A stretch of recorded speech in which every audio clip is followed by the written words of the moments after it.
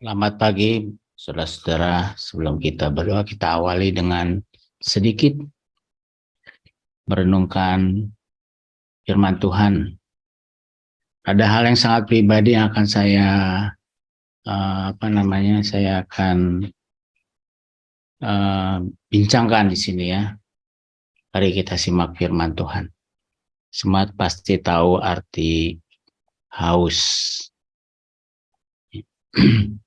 Kita mau bahas tentang haus gitu. Saudaraku, haus itu adalah keinginan akan minum cairan. Haus dimulai dengan keringnya tenggorokan sehingga kita butuh air. Kekurangan cairan membuat seseorang dehidrasi atau bisa dikatakan ini hal yang sangat berbahaya.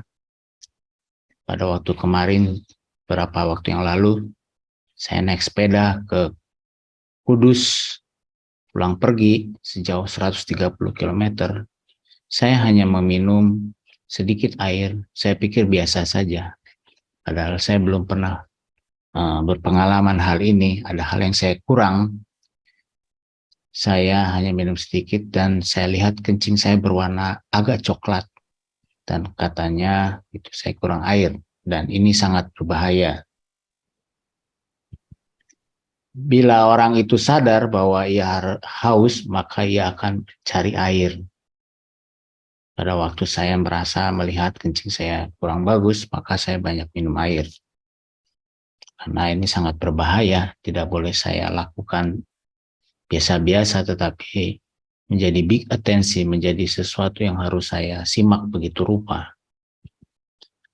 Kalau tidak sadar, ini berbahaya ya, bisa mati orang karena kurang air gitu. Apa yang terjadi di dunia fisik, itu pun bisa terjadi di dunia roh. Apakah saudara dan saya hari-harinya haus akan Tuhan? Bisa disimak sebenarnya tanda-tanda secara kelihatan ataupun tidak kelihatan.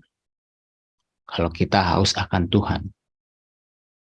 Kalau kita sadar bahwa kita haus akan Tuhan, maka segeralah kita mencari Allah.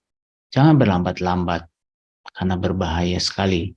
Iblis akan mencaplok kita. Dan kita bisa mati rohani. Dan mati rohani ini sangat berbahaya sekali, saudaraku. Di firman Tuhan kita baca di Yohanes 7 ayat 37 sampai 38 berkata demikian. Dan pada hari terakhir, yaitu pada puncak perayaan itu, Yesus berdiri dan berseru, barang siapa haus, baiklah ia datang kepadaku dan minum. Barang siapa percaya kepadaku, seperti yang dikatakan oleh kitab suci, dari dalam hatinya akan mengalir aliran-aliran air hidup. Tuhan Yesus sedang berbicara hal yang rohani. Dia berkata kalau kita haus, datang kepada Dia. Kalau secara fisik, seperti yang saya alami, maka saya minum air putih yang banyak dan besokan harinya kencing saya kembali normal. Sama dengan hal yang rohani, pada waktu saya haus, saya kata firman Tuhan, baiklah ia datang kepadaku dan minum. Seperti pagi hari ini, saudara-saudara yang haus datang kepada Tuhan, berdoa bersama-sama. Apa yang terjadi bila kita minum minuman airnya Tuhan? Dari dalam hati kita akan mengalir aliran-aliran air yang hidup. Luar biasa. Di Matius 11 ayat 28 dikatakan, marilah kepadaku semua yang letih lesu dan berbeban berat.